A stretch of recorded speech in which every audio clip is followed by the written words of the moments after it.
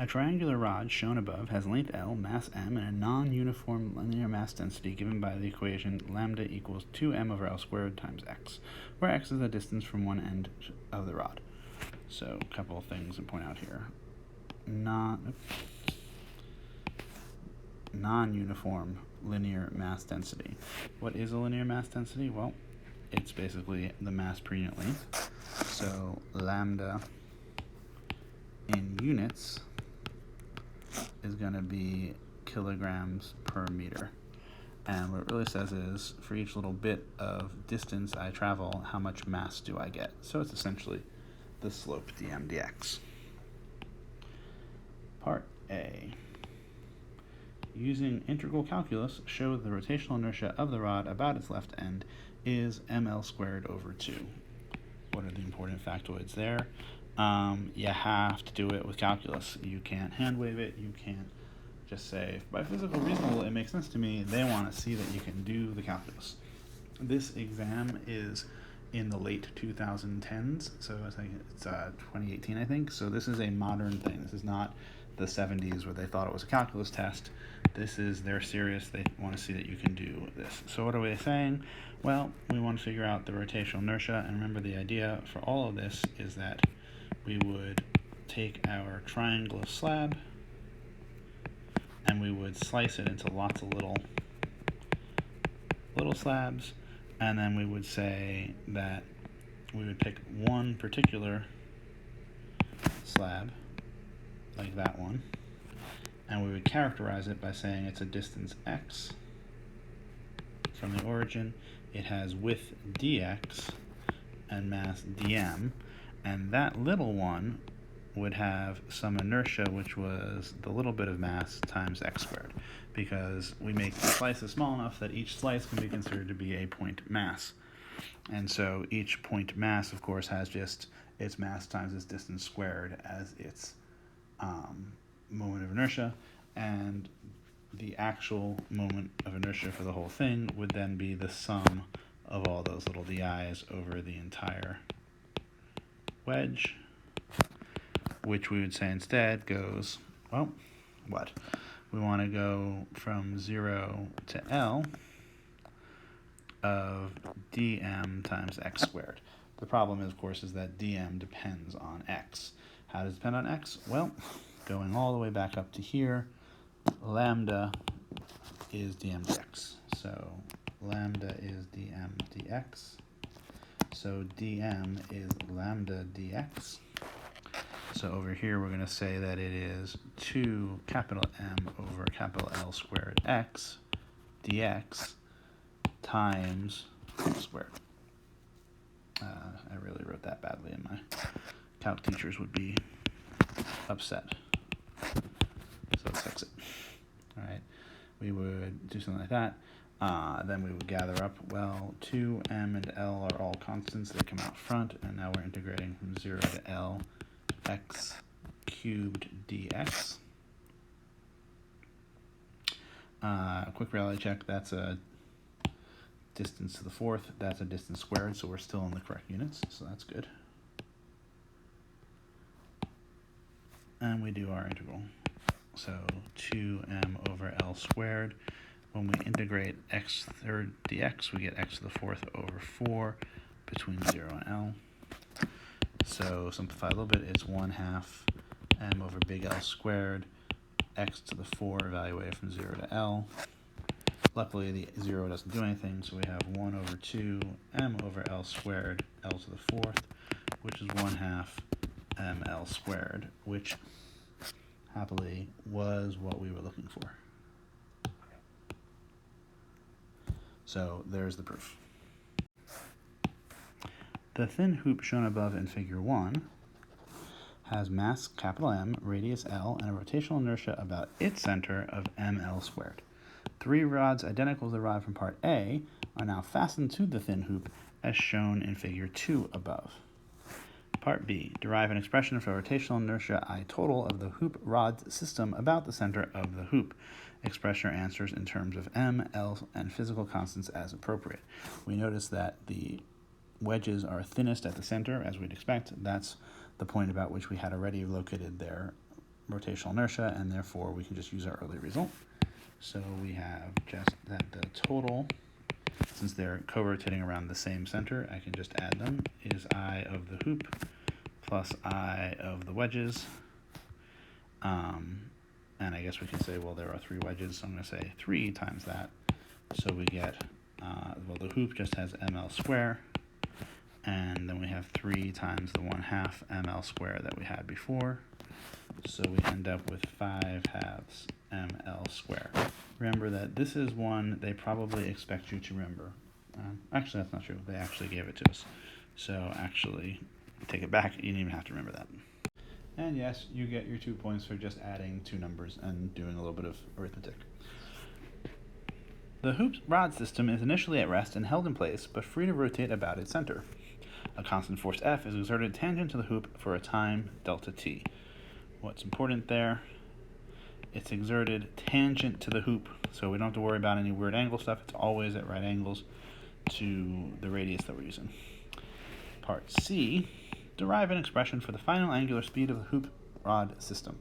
Express your answer in terms of m, l, f, delta t, and physical constants as appropriate. And as always, let's stress that you have to use these symbols only. Not sure it's a big deal in this problem, but it's always worth keeping in mind. All right.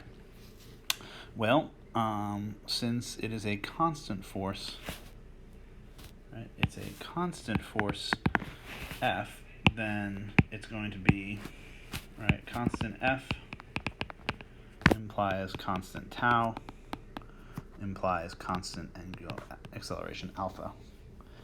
All right, so we know omega is going to be omega naught plus alpha delta t, and we know that that is 0. So that's useful. So we need to find alpha, but we can also say that tau is I alpha. Tau is going to be F times the radius, which I guess is L in this problem. And I, we just found, was 5/2 ml squared. So alpha is going to be 2/5 F over ml, which at least has the right units. And then we go over here and we say, well, then omega is going to be 2/5 F over ml delta t. The hoop rod system is rolling without slipping along a level horizontal surface with the angular speed omega found in part C. At time t equals 0, the system begins rolling without slipping up a ramp as shown in the figure above. And things to note, rolling without slipping with our speed from before, and rolls without slipping up the ramp. Part D, subpart I, or 1, on the figure of the hoop rod system below, draw and label the forces, not their components, that act on the system. Each force must be represented by a distinct arrow starting at and pointing away from the point at which the force is exerted on the system. So let's go up here. What do we have acting? Well, this is a free body diagram, right? So let's do what we always do. We start with gravity, which acts at the center of mass of the system. And the symmetry of this puts the center of mass at the center. That's Fg. We know we'll have a normal force, which is, what do we want? Starting out and pointing away from. That's going to be irksome. The normal force will act at the point of contact and point perpendicular to it, so that's the normal force. And now let me go back and relabel my gravitational force. And for it to roll without slipping, there has to be a frictional force, and that's going to be the one that's going to be tough for us. The frictional force is going to be, anyway,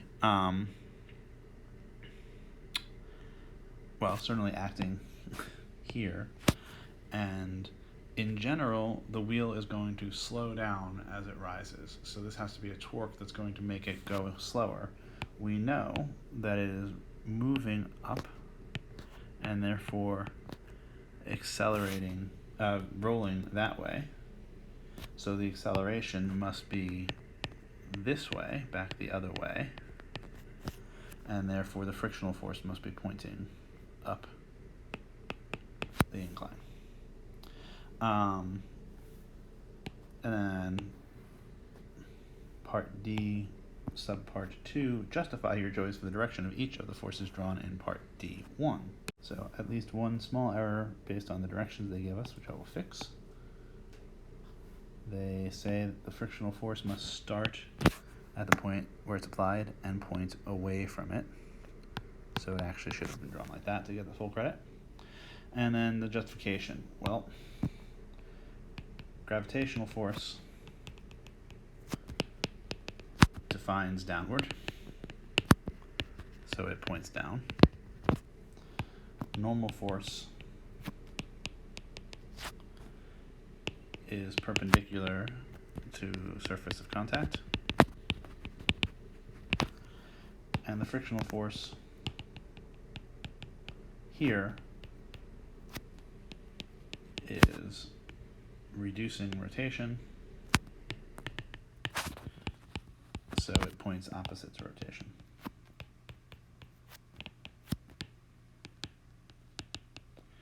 A different way to think about it is the point in contact, if it were just sliding without any kind of friction, it would be moving this way as the wheel goes around like this. The point of contact would be moving that way, and friction would have to oppose it and push up the ramp, something like that. Part E. Derive an expression for the change in height of the center of the hoop from the moment it reaches the bottom of the ramp until the moment it reaches its maximum height. Express your answer in terms of M, L, I total, omega, and physical constants as appropriate. Things to note here, as always, they give us a set of appropriate and allowed symbols, and they also keep it in terms of I total, which is a little strange. As always, it's probably good to draw a picture. So here we are at the bottom, going with omega. I guess really at the bottom would be like that, but and then at some point it's somewhere else up here, and we've had a change in height, which I'm going to call h. We had initially some velocity going up and some omega, but at the end we're at rest, and that's important. Let's make clear our changes of the center of mass. And so we're just going to do energy conservation. The energy at the bottom is the energy at the top. So let's say that the thing has a total mass m total, just for the moment.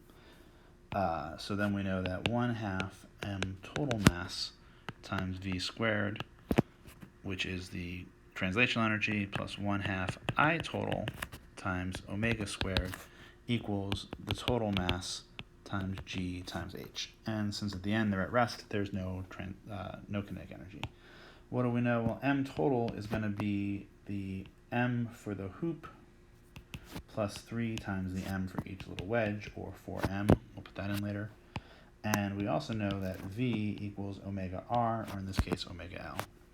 So putting all these guys in, we have m 1/2, I believe it is m total for the moment, times omega square L square, plus 1/2 I total omega square equals m total GH. It's still a little weird that they've decided that they want us in terms of singular m, but total I, which is just weird, but that's the way it goes. We can factor this a little bit. We can say that this is 1/2 m total L squared plus I total, and then the omega square outside is m total GH, or H is 1/2, put this in here now, 4m L squared plus I total omega squared over 4m times L.